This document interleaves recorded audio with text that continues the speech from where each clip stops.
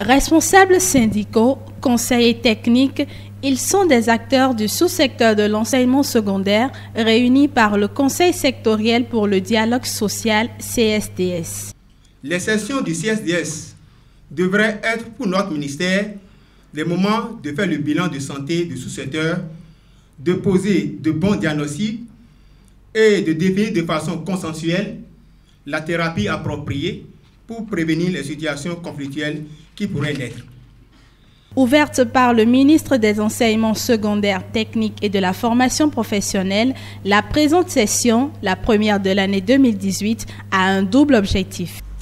D'une part, nous devons jeter un regard rétrospectif et analytique sur le chemin parcouru jusque-là, afin de tirer les leçons de l'échec du dialogue social dans notre sous-secteur.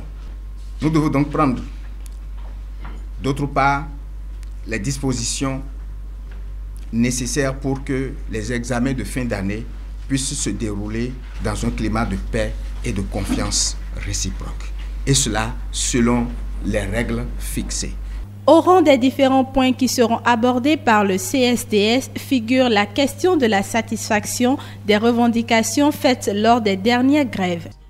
Après la douloureuse sortie de crise, tout porte à croire que le gouvernement ne s'intéresse plus aux points de revendication, objet des derniers mouvements de débrayage, surtout dans le secteur de l'éducation. Cette paix précaire, loin de nous en réjouir, nécessite plutôt d'être entretenue avec une attention soutenue.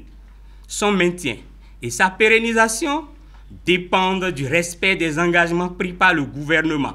Au rang des différents points qui seront abordés par le CSDS figure la question de la satisfaction des revendications faites lors des dernières grèves.